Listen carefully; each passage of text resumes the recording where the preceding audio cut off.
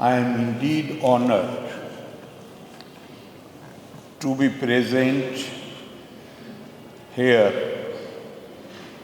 and I must express my deep gratitude for your kind invitation marking the inauguration of Padma Sambhava Sugla Khang.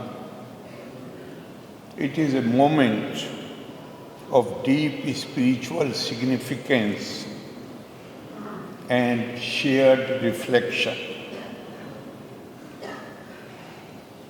For more than 2,500 years, the sacred land of Bodh Gaya has stood as a luminous beacon of awakening for humanity.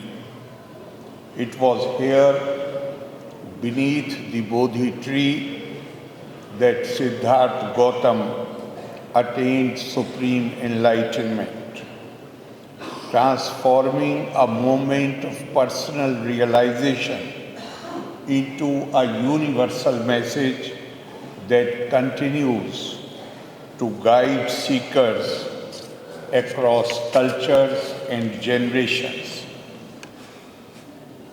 In this place of profound stillness, Buddha realized the timeless truth of the human condition,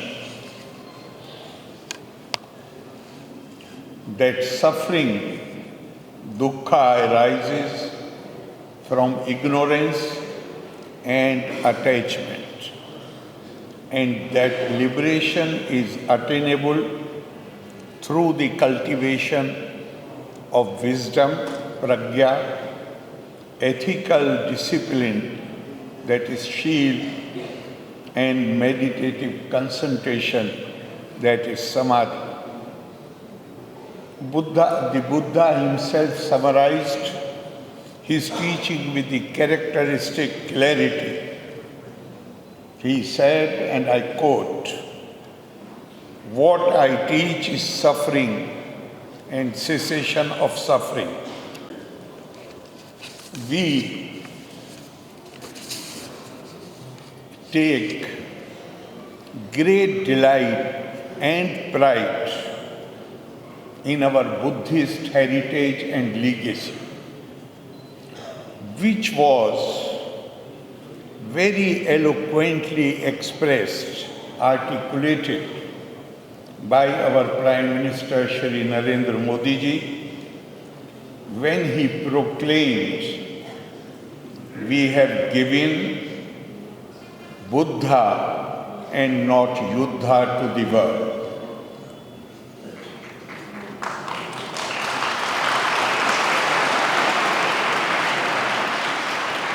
India's gift to the world is enlightenment, wisdom, compassion through Buddha, and not Yuddha, that is war. Buddha to us means freedom from craving, freedom from suffering, freedom from ignorance, from selfishness, from greed and envy. This freedom leads us on to the path of wisdom, compassion, and peaceful living. The impact of this awakening was not confined to a single moment, culture, or tradition. It gave expression to a universal insight and offered a practical path accessible to all who seek liberation. The establishment of this temple, and I have been told that this consists of 3 floors. The second floor, and people are there on all all three floors, including this one. The second floor is Khenlop Cholkar, and third floor is Wokmi Chenzing Cholkhang, and so many devotees from, as I said earlier, many parts of India and our neighboring countries have come here. This inauguration represents a reaffirmation of commitment to the Dhamma and to the values that sustain human dignity.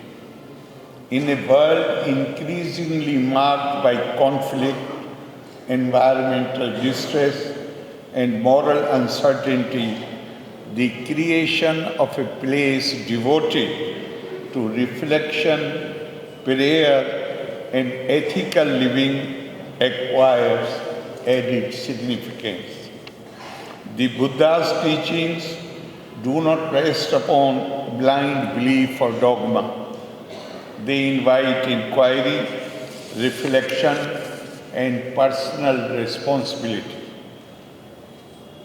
The spirit of inquiry is grounded in the principle of dependent origination, Pirtitya Samutpada, the understanding that all phenomena arise through causes and conditions.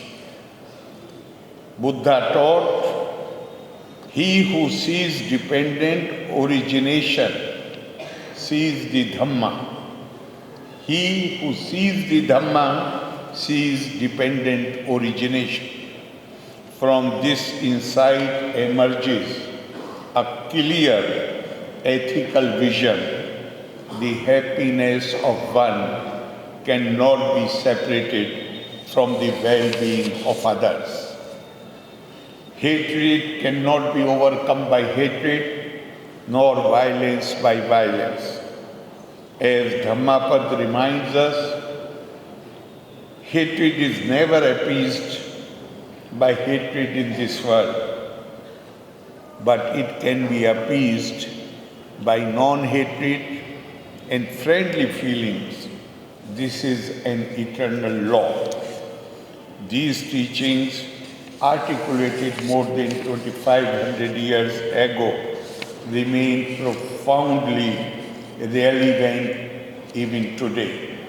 And here, this is Tirkal Buddha Hall.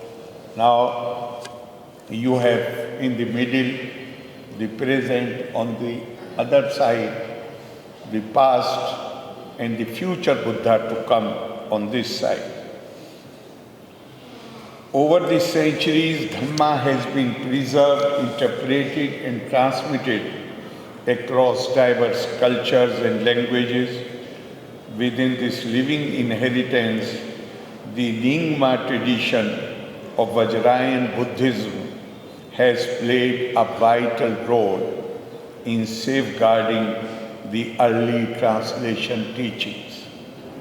As Shanti Deva observed, in the Bodhicharya avatar, all the happiness there is in this world arises from wishing others to be happy. The unity of this lineage has not been without challenge. Political upheavals and displacement tested its resilience, yet adversity often clarified purpose and deepened resolve. Following the upheavals in Tibet, spiritual leaders, monastics, and lay practitioners carried the Dhamma beyond their homeland. What could have become a period of irreversible loss instead became a moment of renewal. Through perseverance and the generosity of the host countries, monasteries were rebuilt, centers of learning revived, and the Dhamma shared more widely with the world. This transmission preserved ritual and text along with a moral vision grounded in responsibility, restraint, and compassion. It was within this broader renaissance that the Nyingma Monlam Chenmo took shape.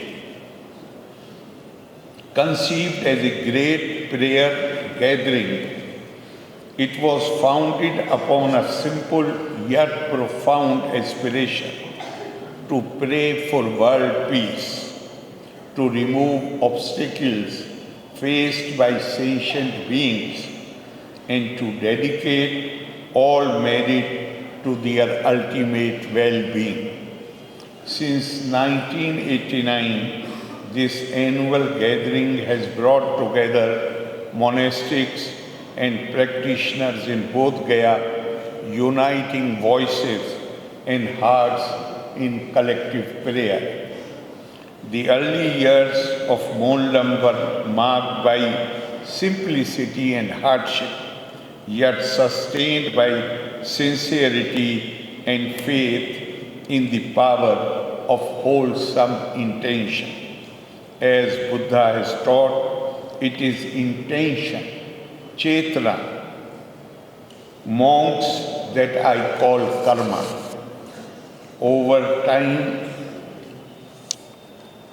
through generosity inspired by confidence in the Dhamma, the Monlam attained continuity and stability. The establishment of Padma Sambhava represents the culmination of this long journey. Modeled on Samye, the first monastery of Tibet, itself inspired by ancient monastic heritage of India, this temple symbolizes an unbroken flow of wisdom between India and Tibet, right from ancient times to present. The true importance of this temple lies in its purpose beyond architectural form. It has been created as a sanctuary for the study, practice, and preservation of Dhamma. Here, learning is grounded in humility, meditation deepens insight, and ethical conduct informs daily life. The Buddha's teachings are approached as a living path rather than abstract philosophy, one that transforms the individual and through the individual, the society itself. The message embodied by this temple is clear and timely.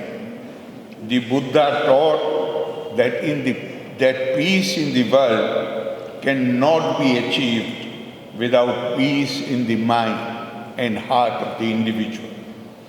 External conflicts are often reflection of internal unrest. Greed, fear, and misunderstanding left unexamined. As Dhammapada states, mind precedes all phenomena. Mind is their chief, they are mind-made.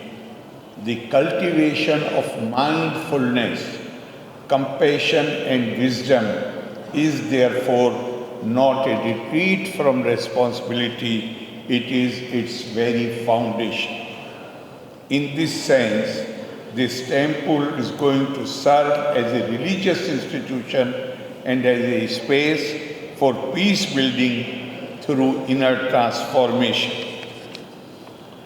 The aim of Nyingma Monalism Chenmo find natural expression within this temple. Central among them is the flourishing of Buddha's teachings as living guidance for the present age. Preserving and transmitting these teachings is therefore an act of service to humanity, offering pathways to inner freedom and ethical clarity. With your permission, I would like to say a few words in Hindi because I believe most of the people are from India, therefore they understand. And fortunately, the previous speaker from Sikkim had spoken in Hindi only. मैं बाहर जो भी लोग यहाँ आए हैं आज उन सब का बहुत दिल से हार्दिक स्वागत करता हूँ।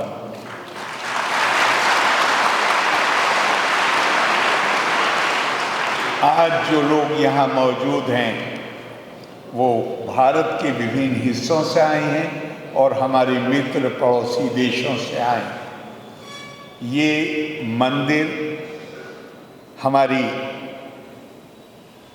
आस्था, हमारी प्रेरणा का प्रतीक है और ये एक बहुत बड़ी परंपरा है जिसको इसके पीछे उस परंपरा का इतिहास है जिसने उस ज्ञान की परंपरा को सुरक्षित रखा। मैं आप सबको बहुत प्रणाम करता हूँ, आपका स्वागत करता हूँ और ये कामना करता हूँ कि आप जो भी समय यहाँ बिताएं वो बहुत आपके लिए आनंददायक हो और संतोषजनक हो। लोका समस्ता सुखिनो भवन्तु। धन्यवाद। जय हिंद।